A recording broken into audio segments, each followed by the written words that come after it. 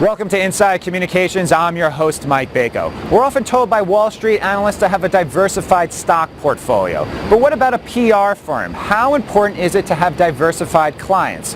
Today on Inside Communications, we go inside with Keith Sherman of Keith Sherman and Associates to find out how he diversifies his client base. All that and more coming up next.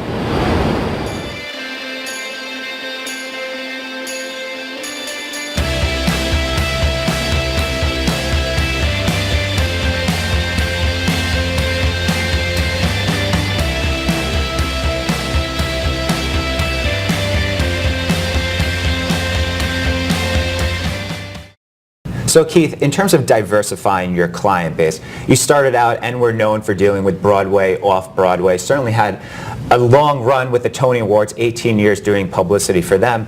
How did you start off doing publicity for Broadway shows? Was that a passion of yours, or did you see it as an avenue that was underserved in some way? Oh, it's totally from passion. I work completely from the heart. As a young boy growing up in the suburbs of New York, I was the kind of a kid who took a bus to New York on a Wednesday afternoon, cutting classes, going to a matinee and being home before my family knew what I was doing. I was reading Variety when I was 12 years old. And it just flowed from my heart, my degrees in business, marketing particularly, but I ended up hanging lights and being a spear carrier in shows. So it just evolved when I left college and moved to New York. My first job was the marketing director for the Roundabout, which is now a very prestigious Broadway company. But back then it was under a supermarket on 26th Street and 9th Avenue. And things just took off from there. And over the years I've worked on 200-300 shows on, off Broadway touring. And I made a conscious effort at one point to diversify and proactively reached out to clients in industries that appealed to me, that I had some kind of an emotional connection to, or I thought I could do a good job for them. So we're hearing a lot about emotion, a lot about passion. Is that something, a lesson to be learned for people out there in terms of if you're going to put in the long hours, if you're going to put in the time and energy to publicize these events, that you really need to have something behind it where your passion is there and not just getting a paycheck from them? Oh, that's just important in life. I think every one of us can take a lesson from that. We should all work from passion.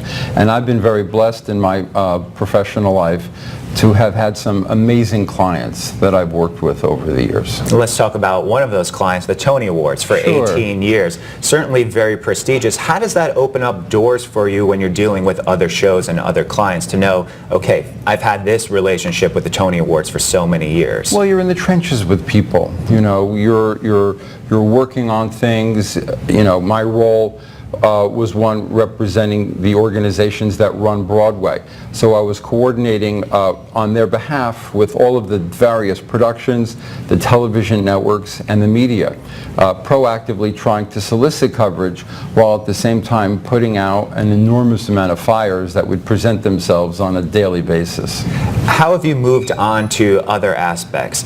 Healthcare, movies, working with international clients. Let's specifically focus on movies, working with The Pianist, Far From Heaven, one of my favorites, The Kid Stays in the Picture. How did you make that transition into working publicity for movies? Well, Focus Features became a client for many years because a dear friend of mine that I started with in the theater was working there, and she brought me in.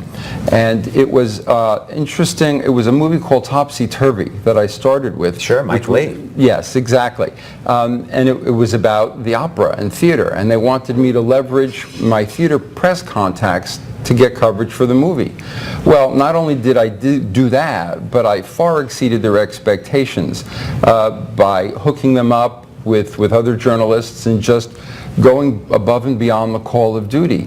And they said, wow. And they just kept giving me more and more work. Speaking about getting press coverage, you've worked with many international clients now. As we mentioned, Abu Dhabi, trying to get some of their festival presence here in terms of getting U.S. coverage for an international event. How does that work? It's already hard enough to get U.S. coverage for U.S. events. How about getting U.S. coverage for foreign events? Well, it's really interesting. The Abu Dhabi Festival, the Montreal Jazz Festival, and a relatively new festival based in Toronto called Luminato are clients of ours.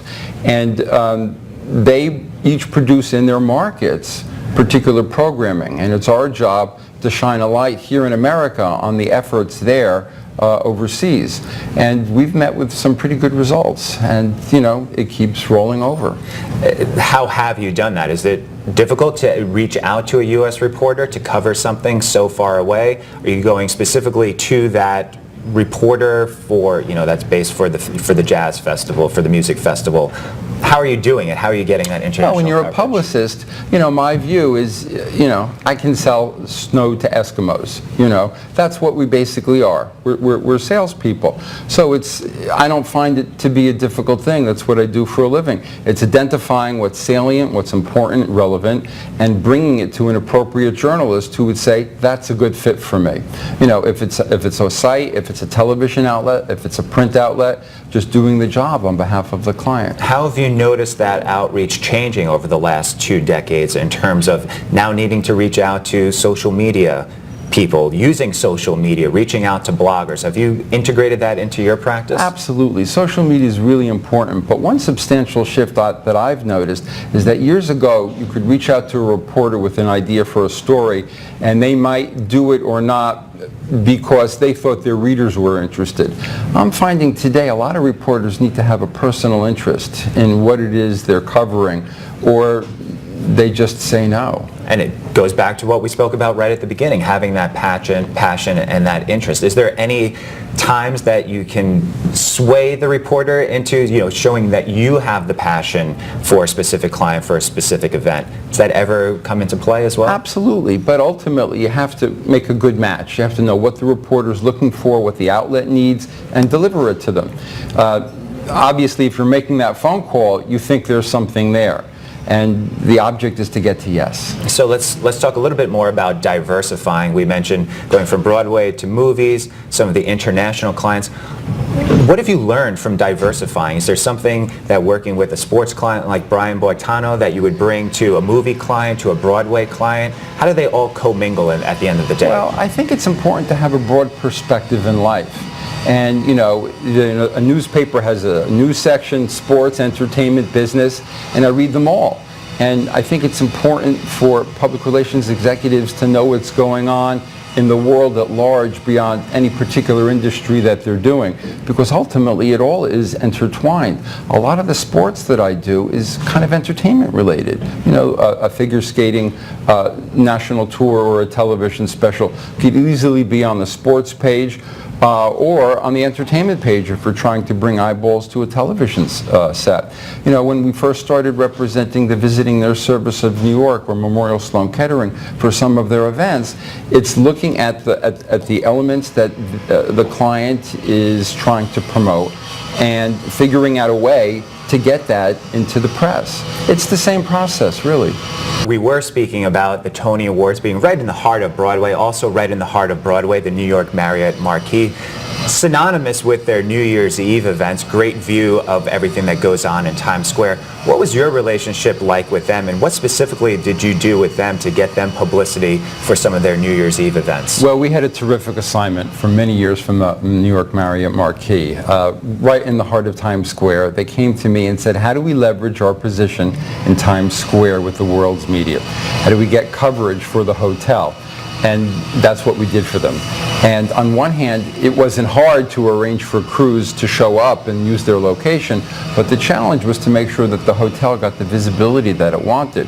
So, from Dick Clark to CNN to other, Letterman and Leno, to make sure that if they were on the space and using that the hotel got some credit for it. And how do you do that? Is there a branding prerequisite that they need to get in? Is there a shot of the outside of the hotel? Do they need to say live from the Marriott Marquis? How do you deal with these media outlets and say, okay, if we're doing for you, you do for us as well? It was all of that, and basically just sort of batting your eyelashes and, selling it and making sure that there was an appropriate quid pro quo. And what was the reaction that they got from it? Not so much from your work, but from the reaction that they got around the globe in terms of their brand recognition. It was positive. You know, they're there. I mean, they're a major structure right in the heart of Times Square. But they have this amazing 10th floor observation deck that sort of juts out onto Broadway with an amazing view of the crowds and One Times Square and the ball drop. So it was great all the way around. Keith, thanks for going inside communications with us. The pleasure is mine. Thanks for having me.